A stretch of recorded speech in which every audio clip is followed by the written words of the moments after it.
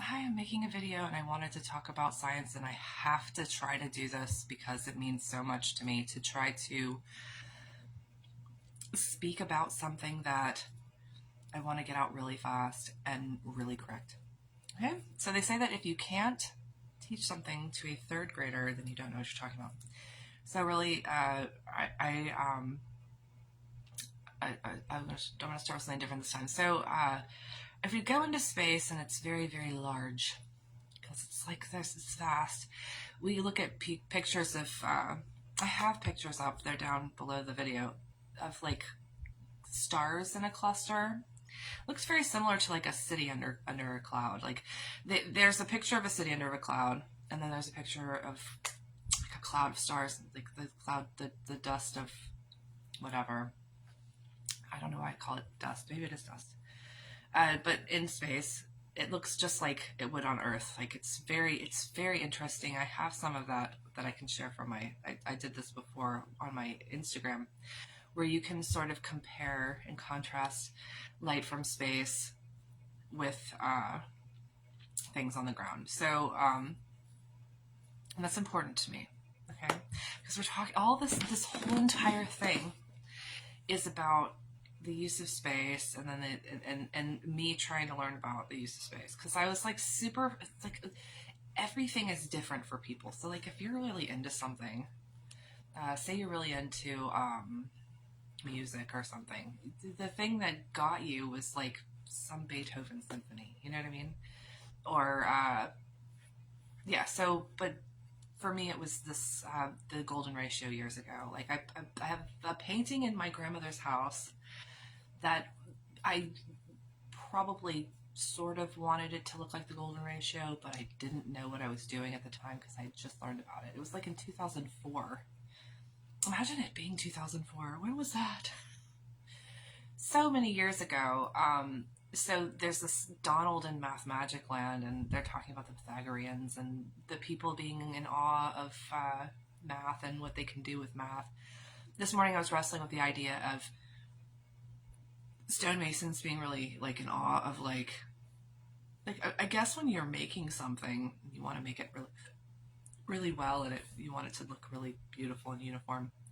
Um, that's probably not as awe-inspiring as like say when you make an arch and you figure out that like doing things a certain way is going to hold and be strong, and you know what I mean, like hold and be strong no matter what. Like it's still holding and still strong somewhere out there from like the ancient times.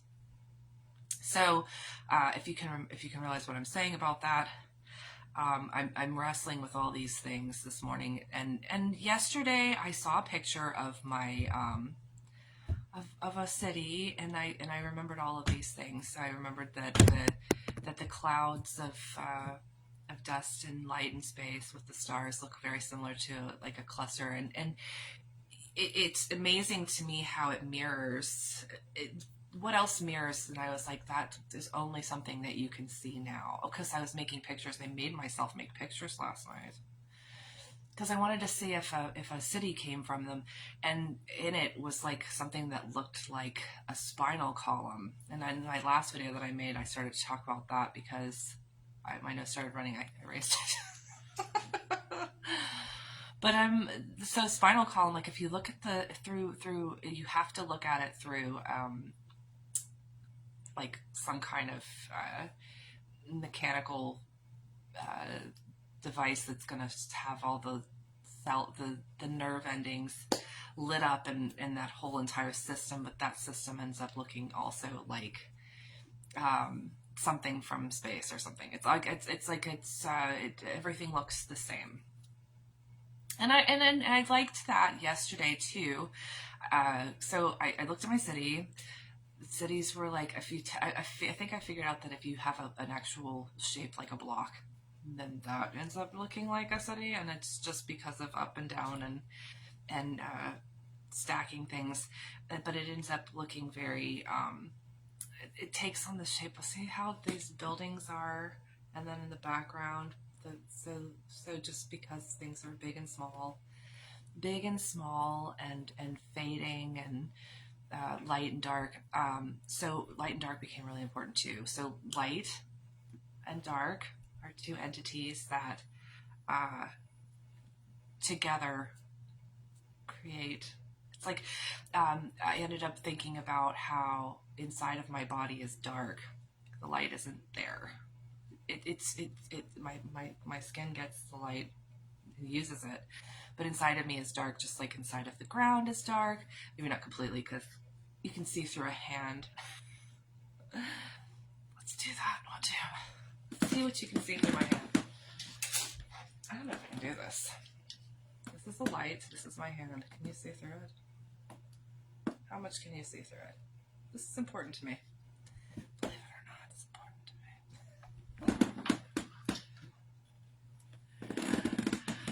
Okay, so just looking at the up and down of the things, and I was realizing that, and I've used the Fibonacci sequence like somebody had a floor and it turned into Marys. It's like, did somebody make those Marys? But I realized in doing that that this movement and organic shapes help to create shapes. So like everything we see kind of like comes from those movements and things like that. For real, it's hard to explain, but like if everything was just sitting still, it would be in chunks and blocks, and it would be unimportant looking and flat, and but we're a lot less sort of still and anyway. I feel like I can't even think. Okay, so moving on. So we've got these pictures, and it ends up looking like a big city, and cities look like this with lights and blah blah blah. Everything looks the same. Everything works the same. Everything works within space. So space, I loved the idea of zero. That was my thing. That like, well, this is also my new thing. Like Pythagorean theorem. It's interesting. I love that that it makes music. Oh, and I love that it like is the building for all the other stuff. Like your hand just looks like a Pythagorean, and so does the wave in the ocean, and so does the cauliflower and the pineapple, and then like the movement of the galaxies. So everything is really cool like that, and the reason that it's like that is because it's within this space and it's measurable. So it's like it seems really like, wow, everything's the same. It's like if you look at stuff, it's like it's everywhere, but it's really basic because it's space. It's like when you put this in the corner of this, see here, then you can stack them. 1, 2, 3, 4, 5, 6. 6 of them will fit in here, right? And then, like, for some reason, you can take those 6 things, and because of the properties of the 6 and the size and everything, you can turn it into anything else that has those similar,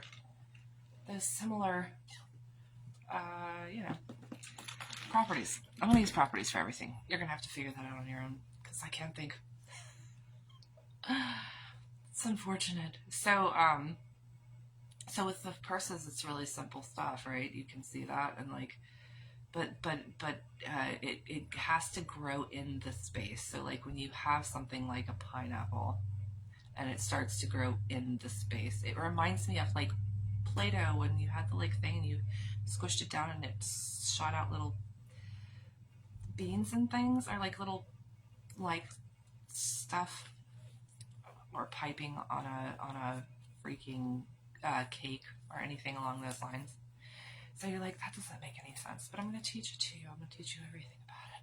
I'm a scientist.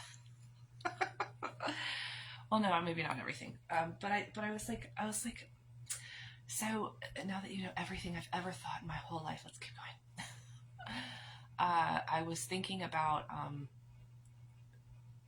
what the beginning of time was like. One of the things that I thought, because I thought of a couple of things, is that maybe the heel, like I thought of heels because of the story of the guy who couldn't get it right.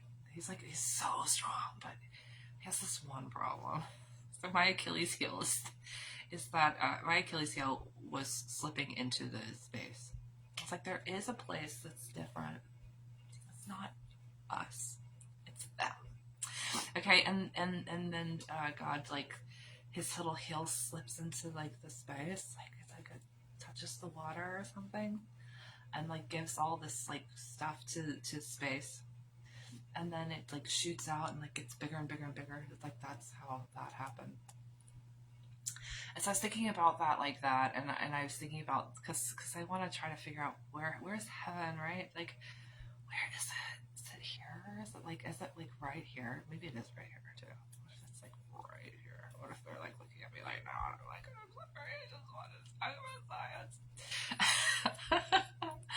But if it's not, so it slipped into this space, right?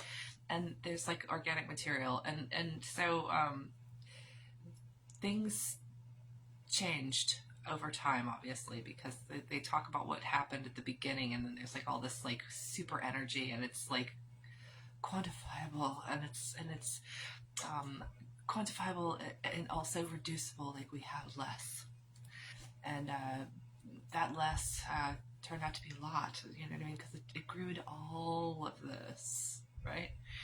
So at this point, we're like walking around. We're drinking Starbucks. I have coffee in a cup, but we're doing all this stuff. You know, we're like living our lives, and I noticed that for whatever reason, thinking about like this like loss of stuff into the space, that the sun actually like I don't even, I was looking at, okay, so like this is like me ruining this video, but I insist, like people are like, I don't understand, so okay, we'll work at it. I'm like looking at I'm in my mind, I'm thinking, I'm watching this movie, it's not that exciting. I'm like, I wonder why. I was thinking about how in space there's like big chunks, okay? Big chunks of space. You know, like big blocks of space. Not moons and stars, but big blocks of space. Like huge like space that's like measurable. And then I'm thinking about comparing these things, because people would like to attribute the measurements, and this is part of the reason why Plato, and I'm not positive about this because I haven't read this in a second and I don't remember everything, but let's not say that then. We'll just say you have like these shapes, and this is like our made up way of looking at everything. It's not made up, it's like it's true, but like that's our those things are perfectly formed because they're measurable and there's nothing there. You know what I mean? Like you can put any shape in an empty space, right? Like anything can fit in an empty space. A cat can fit in an empty space, or a rubber band can fit in an empty space, or a bottle of lotion can fit in an empty space, or lots of squares or lots of triangles or circles or whatnot. And I saw this thing, and I don't know if I said it in this video or the last video, because I just made another video and it was really bad. It's actually not as bad as this one, but like you have like oh no, I forgot what I was gonna say. What a bummer. This is terrible. you have oh, I was looking at this picture. So there's this picture of to teach us about the golden ratio and everything. It's got like, and I might put that up too. It's, if you watch this, you're insane. But you have like this block, and then in the block is like, it shows movement. It shows like a rate, like the golden ratio or the Fibonacci sequence, whichever. They're two different things, by the way. The Fibonacci sequence came way later. It's just like a totally different thing. The Pythagorean golden ratio thing is going to be more like a pie, whereas the Fibonacci sequence is more like a Mensa test, you know, to say the pattern. Okay. So, and I think that I'm going to stick with that, and for that reason, I side with Pythagoras. So anyway, So it's like showing this, and it's got a spiral, and it's got lots of different squares and rectangles, and it's broken down, and then eventually it's got some kind of a sphere in it. And I thought yesterday I added it to the video. I was like, this is cool that the sphere isn't like exactly right. It's like that's really cool. No wonder they thought that was cool. There's a secret there that I don't know, and I have to find it. You know what I mean? This is a new thing for me. So and it's like everybody's buying it these days. You know, and people are like dying that day. Like, I'm dying for buying. Sorry. I'm sorry. So anyway, so we've got like all of these things, and I'm looking at it, and I'm like really like thinking about how things look when they're small, because just because these like big chunks of stuff look a certain way and are measured this way, and we like visualize them this way, and we think about things in terms of these like things that we've been doing for like a really long time. We've been looking up. Now we look down. Now we're really looking down. They did do that, but they couldn't do it before. Like, they knew about atoms, and I've been reading a lot about ancient Greece lately, and because of Socrates, I found out that Socrates was a little anecdote. Socrates. I'm like, nobody wants me.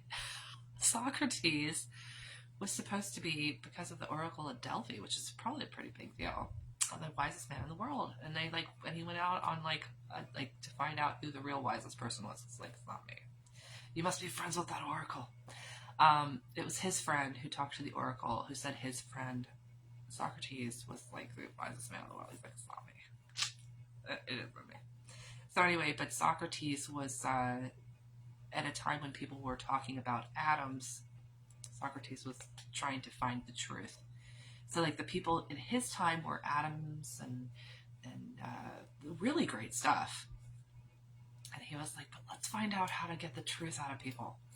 Okay, so which, to some people, atoms are truth, because there's almost no way of arriving at the truth in any other way, unless you're Socrates. We'll talk about that some other time. So the atom was a small thing, and it's not, when you look at it, it doesn't do things really neatly and perfectly like they do when you're looking at them really big.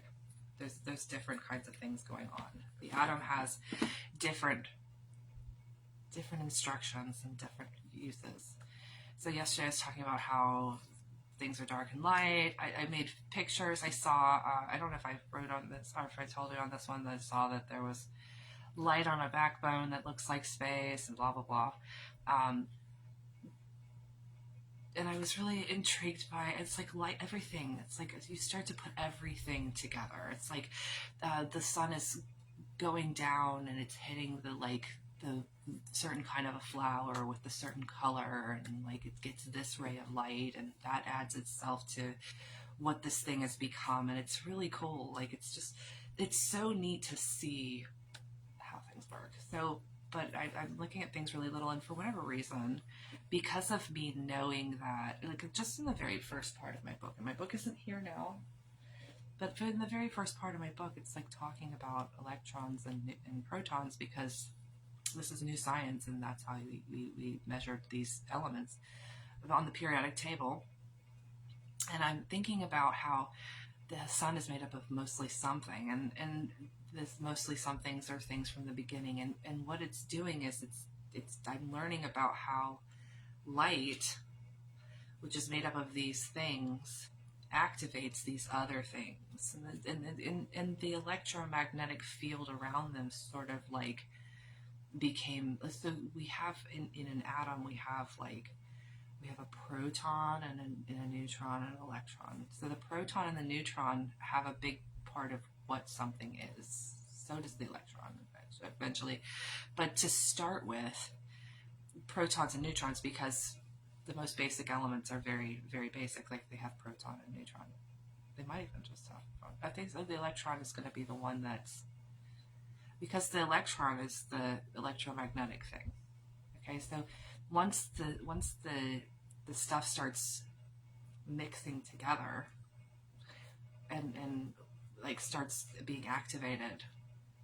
There's that electromagnetic stuff that happens, and I don't know everything about this, but I like can kind of see it now, and it's like so much cooler. I can't wait to read my book.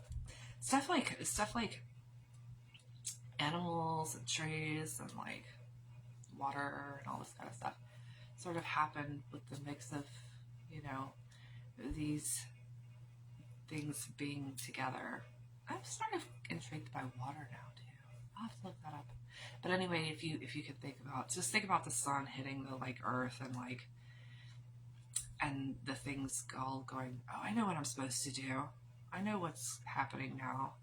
And that's just totally cool. And that it can be manipulated by, that things can be manipulated by light. Imagine people trying to hide from the light.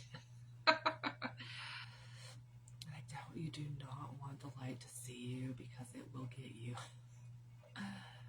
Where does that come from? That's me thinking about cloud coverage and like things happening. I'm intrigued by everything. I'm intrigued by like shapes of land that look like animals or something. Like, you know, there's like a boot in Italy. I'm like, God did that with the sun.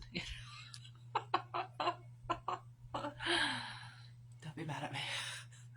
Wherever you are. It seems very disrespectful, right? This was very cool for me. I was really excited to learn all those things. There's so much more to learn, and there's so much to know, and I'm so fascinated by like things like zebras. Oh, and I saw a giraffe. Like, I put it up on my page. I don't think anybody cares. Like, they're like, I've seen a giraffe. But like, once you start getting into this like awe mode, you're like, I can't even believe. I'm like gonna cry. I'm like, I can't believe that there are these unbelievably beautiful, majestic animals living on this earth with me. Like, how did that happen? How might life have looked before? And like, that's like the thing that plagues me. I'm like, yes, we have Starbucks, but what did we have? What might we have had along the lines? I don't believe that people have not had good times in almost every generation. There were the people who lived in Greece that were like eating very specific salty fish diets. Voltaire said, and I quote, "A man who tells everything is a bore." Like, I'm just trying to like impress you, okay, Voltaire? You're such a dick. So sorry. I'm actually sorry. I'm sorry. Can't erase this one. There's too much.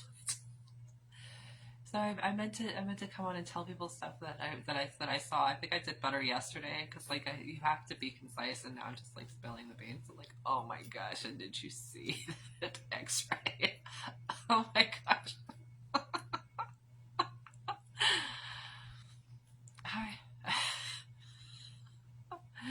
Like 7 hours later. Have you ever seen SpongeBob? Oh gosh. Is she still on?